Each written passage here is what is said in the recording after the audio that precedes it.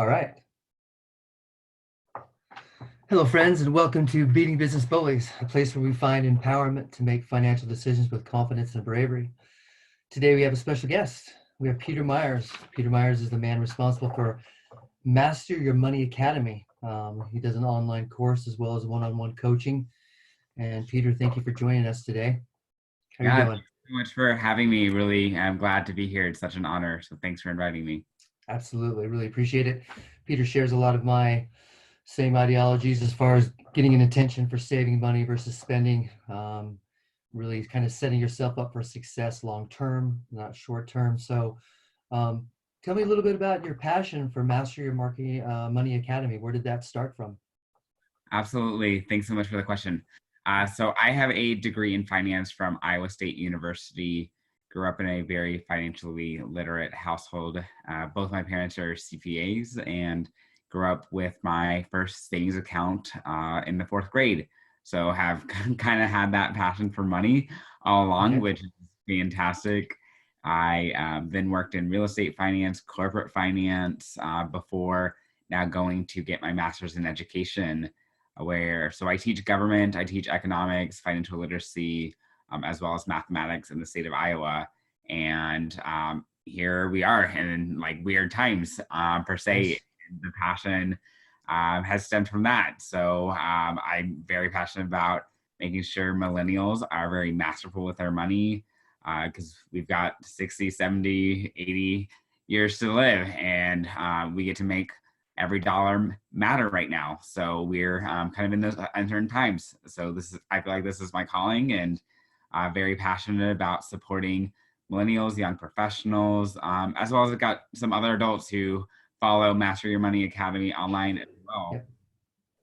So, what are some of the things that are different with millennials and how they hold money or how they spend money or save money? What are some of the characteristics that you find that are different than other generations? Yeah, a big thing is that we have a really hard time budgeting. Okay. So, at least in the state of Iowa, a lot of college students are graduating with student loan debt. Iowa has the largest student loan debt rate in the country, which is really alarming to me. I am very fortunate that I did not graduate with any student loan debt. Wow. And I really commend that back to my parents for setting up investment accounts. And what we did is, I guess every year, so Hanukkah, holidays, whatever you celebrate, and then as well as birthdays, taking money and dumping it into an investment account. Because when you think about it, I mean, you start getting into like your teenage years, and my sister and I always are like, "Oh, we have everything. Like, what do we want?" Or grandma buying clothes, like usually not a good I guess a wardrobe choice. So Yeah. is usually like returning the clothes and then putting the cash into investment for our future, and that way we can decide. So I have been very fortunate to graduate without any student loan debt and finance even my master's degree too, as well. But then it's also just being mindful of our money. So I kind of jokingly tell people, I mean, yeah, I mean, you could look at it as I live paycheck to paycheck. I do. Most millennials do. Most millennials have second jobs as well. I don't necessarily have a steady income coming in as a part-time teacher who's also in graduate school. But it's being intentional with the dollar, knowing where my dollar is coming from and knowing where my dollar is being spent at the same time. I'm not the one to go out to the bars and party, and Yep. I'm not constantly eating out, which is a huge millennial trend because you Yep. can save money by cooking. And to me, it's knowing what your vision is. And that for me is empowering others and being connected. So I can accomplish the same goal for, say, eating out at restaurants with just cooking for friends, or maybe I am going out with friends to a restaurant, but it's not every single day for every meal. At the same time, it's being mindful even with coffee consumption. Fridays, the teachers love doing coffees, but all the other day, it's using a Keurig machine, and we have one for the department and split the cost and save money that way as well. So it's just being very intentional is where I see a lot of opportunity for growth with millennials. setting up our future. So yes, we're not looking to retire anytime soon, but we want to be set up for that retirement and that financial freedom, which is definitely what I am educating millennials, young professionals on over at Master Your Money Academy, with curriculum, with Financial Freedom Friday webinars, as well as millennial motivation, just to be motivated to be more mindful with our dollars. Do you find that millennials are resistant to these type of new thought processes, new intentions, where it's not a consumer driven, it's you're not going to have Starbucks every day, you're going to have Starbucks once a week.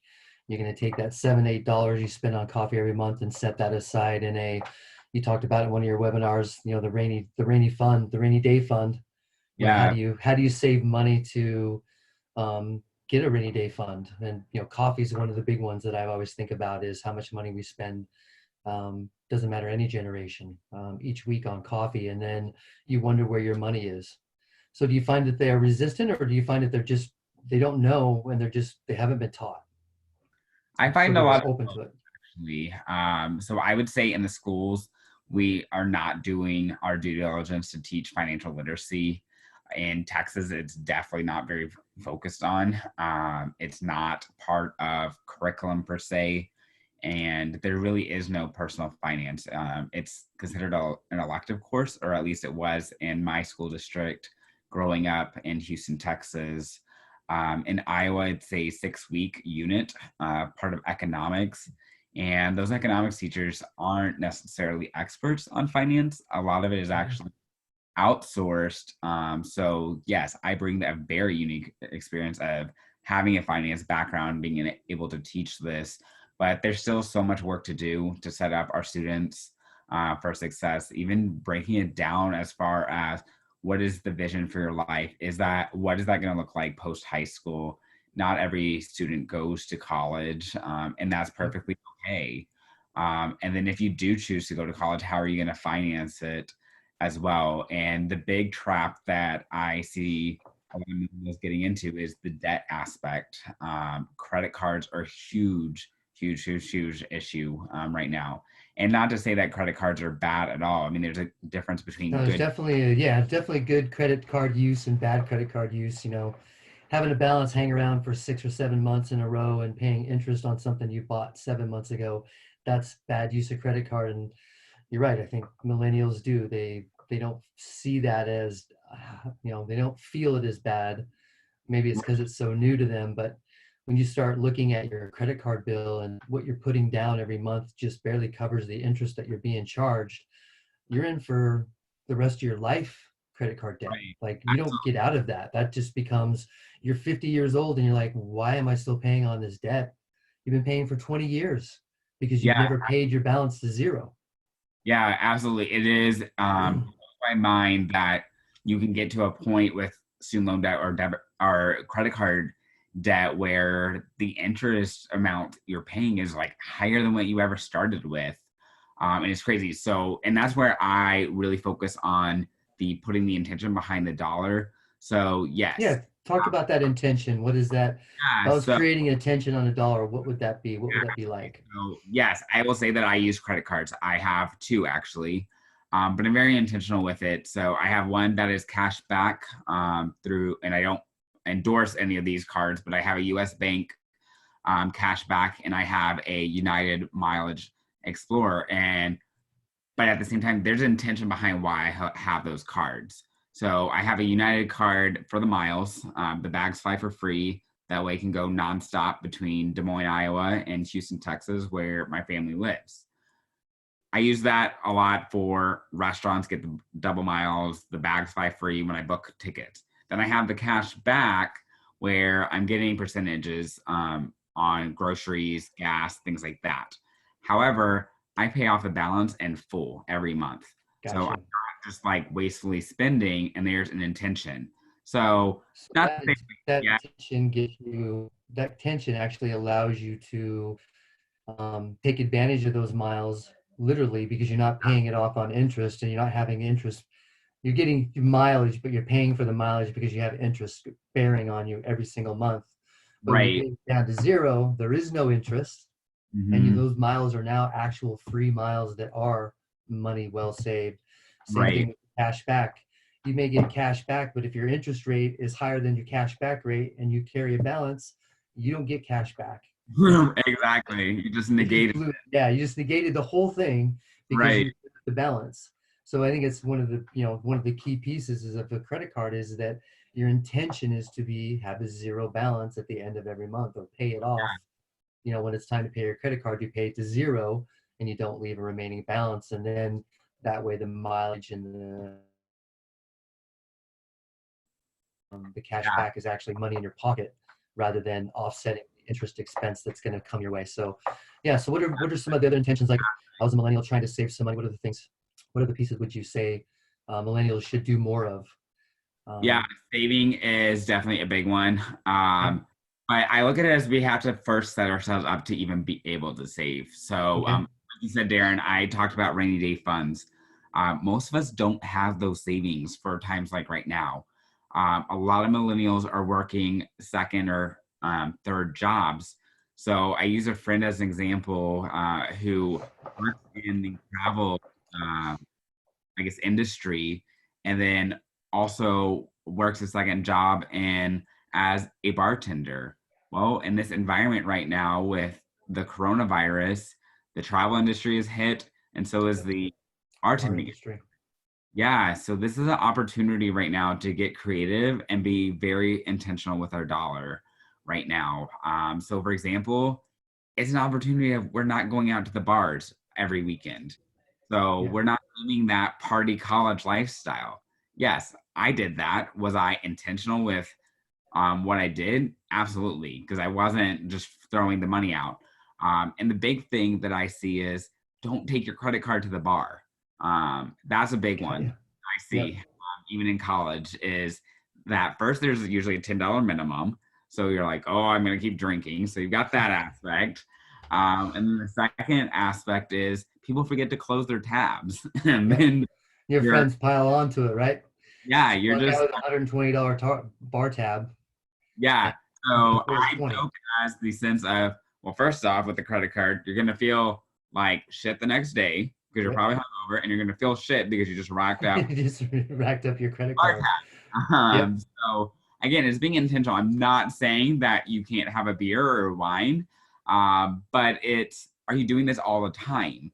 And Yep. are you doing it for like a special occasion, or are you doing it as that's the college party lifestyle that you want to have? So not saying that there's a right or wrong, but we get Yep. to look at what's aligned with our vision and what is the future that we want to create. So if we're being playful with our money, are we going to be able to be playful, quote unquote, when we retire? So I use the example for myself. I want to be able to travel. So yes, I love my wine. So my dream is to sit on the coast of Italy drinking wine. So Okay. does that mean I'm doing drinking wine every single time right now? No. But I get to be intentional. So will I say yes to networking over beers? Will I say yes to a coffee meeting? Yeah, absolutely. But I'm not drinking the coffee every single day from Starbucks. I'm not going to the bar every day after work or whatever. Sure, I still love the whole. We had FAC in college. I just call it FAW now. Yeah, but that's one time a week, and Yeah. I'm going with friends, or we're going with friends, and maybe I'm using a credit card. Great, we're gonna put it all on one tab, avoid the fee, and then we're Venmoing each other. We're being like very proactive on. We don't want to have everyone using credit cards and Yep. like, oh, I have to drink more or whatever. And then of course you have to add on Uber if you're drinking way too much, and the costs just start rolling up at the same time. Another really good example that I have is I just talked with a friend today, and he was like, "Well, I can't go skiing right now because the ski slopes are closed." And well, what do most people do right now? We have our phones shopping at our fingertips. Yep. Huge, huge, huge thing to be conscious about. The whole Amazon one Yep. click Online buying. Yep. idea. So if you've got that credit card memorized and already logged in there, it's so easy to just be buying things that you really don't need. There's a difference between, we got to look at our needs and we got to look at our wants, how we're Yep. being very intentional with saving and what do we want for our future. So, I mean, I want to be able to buy a house someday. I want to be able to retire someday. I don't want to retire with a huge amount of debt as well. So I get to set myself up now. And that's the big thing that I'm seeing in millennials as young professionals is we are not conscious about how to set up our future. We're not thinking about retirement. We are living paycheck to paycheck. But I like to say it doesn't have to be that way. So if you're struggling, definitely hop over to Master Your Money Academy. Would love Absolutely. to set you up on that. Because like you said, Darren, I talked a lot about zero-based budgeting and setting up those rainy day funds. I know it can seem scary right now. We don't know where the future is, but I choose to look at it as an opportunity to really be intentional. If we're not going out, we're not spending all this money on entertainment. Wow, what would it happen if we continued our life like that? And I say, like, it's not social distancing, it's physical distancing. So we can still be connected with all this technology that we have and not be like spending all this money. I mean, think about just even buying a case of beer or wine and drinking at home via Zoom. How much money you're saving versus going to the bar. Are you getting the same intention of connection with your friends and family? Yeah. And you're saving a lot of money at the same time if you think about it. So it's kind Yep. of like looking at this situation as like a blessing in disguise on our finances. Right. So you touched on zero-based budgeting. It's something that I covered on in a couple podcasts ago. But can you just give me the 10,000-foot view of what zero-based budgeting is and why it's important? Yeah, Maybe it works well with millennials. for sure. Zero-based budgeting has its pros and it has its cons. Okay. And why I like it is because it's putting an intention behind a dollar. So Mint is a really popular budgeting app. And Mint has you create budgets within each category. So let's say it's like $200, I don't know, for the month in groceries. Okay. Probably a little high, but we're just going to play with that. And then let's say, I don't know, it's $100 on the restaurants or something. Well, what happens if I go at 150 on the restaurants and I only spend $100 on groceries? Am I going to beat myself up over it? You might. Maybe you shouldn't have been eating like the Big Mac or whatever. Yeah. But let's say I'm just going to, I don't know, like the salad buffet line or whatever for lunch with coworkers every day. Is that such a big deal? Well, it depends on how you look at it. Maybe you're in the industry of your cost going to lunch with coworkers. So the reason why I like zero-based budgeting is putting the intention behind the dollar of how you're allocating it and spending it. You do have to be in a very conscious position though to also be accountable to yourself and being intentional. So at the same time, I tell people like if you have no idea where to start with your finances, zero-based budgeting may not be the best for you. You may need that strict guideline to be able to see where you are. But at the same time, you can be intentional even with an app like Mint, where it's just like pure budgeting, because maybe you do need to see in reality Be on a that very strict budget. for my Yeah. coffee budget for the month or whatever. Yeah. Yeah. So it depends on what's really going to work for you. I have used Mint. I've loved it. But I have found myself beating myself up. Like it was like spent a little too much money on this month or whatever. Gas, for example. I mean, maybe I was going out, zipping around town, meeting with clients or whatever friends. And yeah, the gas bill is a little bit higher. But at the same time, okay, maybe the restaurant bill is not because I'm eating at, we're doing potluck style. You're offsetting it somewhere else. Yeah. Yeah, right. So that's where you get to be intentional of it. And for me, I don't like seeing the red. The red is kind of associated with in debt, just like it is in school. Kids don't like when I put red on their paper because it's like bad. So just like I do in school, I don't use red to grade in. It's kind of the same mentality of like, it's not necessarily bad. It's just how are you choosing to look at it? Are you looking at it as an opportunity to kind of reflect on where do my finances go and how I can be better intentional, or are you continuing down the same path? And is that really where you want to go in life per se? Kind of the same thing. I mean, you probably don't want every paper to be marked up in red. Yep. This is eventually going to get discouraged and get You themselves lose, yeah, you just will stop doing it because it's just not fun. You right, won't get anything out of it. It'll just beat you up every month, and then it's a negative. You want it to right. be a budget to be a positive, something that helps you and helps you grow and learn. So I think you're right. You may not be ready for a zero cost budget, but definitely Right. get into some sort of fixed budget where you're knowing where your money is going. Um, Absolutely. Oh, and it's the same thing with debt. I mean, you don't want to be like, well, I'm already in debt, like another $200-300 in debt. Yes, the intention of how you're going to pay it off is the same, but if you continuously have that mentality, you're just going to have so much debt, and it's going to run into an issue of how am I going to get out of this?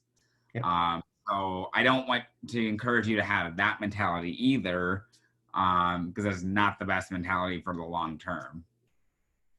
So from the Master Your Money Academy, when someone comes to that academy, is it coaching? Is it a webinar series? What can I find when I get there? Yeah, so great question.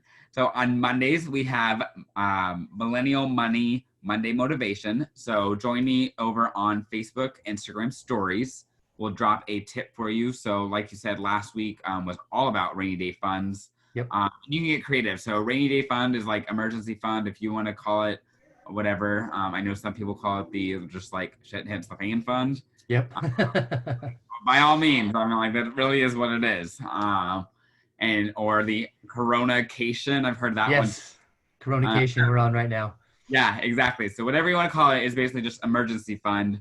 So that was like a tip I dropped on there Monday doing live, and then I've given different tips on there as well, always answering your questions. And then Friday, join for webinars. So really excited because next Friday, April 3rd, is the first Friday of Financial Literacy Awareness Month. So we're going to have guest speakers on the show, be tackling things all the way from personal budgeting to debt management to setting up for retirement, investments. Should we be investing in the stock market right now? Should we not? So we'll have different experts on discussing it. I'm really, really excited about that. And then, yes, they're coaching as well. Okay. I'm an educator working on financial literacy curriculum. Really excited to roll that out. Probably towards the end of April, early May is when we'll be ready for it. A little bit behind schedule. So I know people have been wanting it for Financial Literacy Awareness Month. But I do want to preface that with is if you are ready to dive in, absolutely message, give me a call. Let's do some coaching. I've got coaching lined up for tomorrow with people. Really excited about that.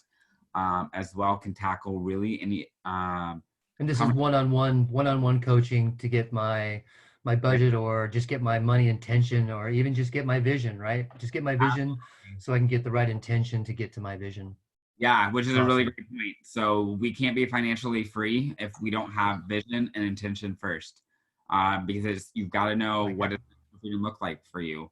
That probably is going to look something different for me. And I use the concept of what does rich mean? Rich probably means something different to every single one of us. I know you're in California, Darren. Yep. I don't want to live in California. So that's just That's not part of your vision. I personally want to retire to the coast of Italy and be retired on a winery. So probably not the same vision, which is totally okay. Some people Totally. want to live in Just California. get a vision. Just get a vision. Absolutely. Right? What is your vision? Get it. And then let's get some Yeah. intention and go after it. Absolutely. Yeah. Quit I mean, messing around. empowering others and living a life of connection, abundance. So yeah, abundance of money. There's so much money out there in the world. So let me help you find that abundance and be aligned. We're going to create it together. Awesome. Well, hey, we're running up against the wall, and really thank you again for taking the time, and pleasure speaking with you again. With Peter Myers from Master Your Money Academy, and we'll see you next time. Thank you so much, Peter, for joining. Thanks so much. And if you hit the wall with your money, you know who to call. I love it. All right, my man. Thanks so much, Darren. We'll chat soon. All right. Bye.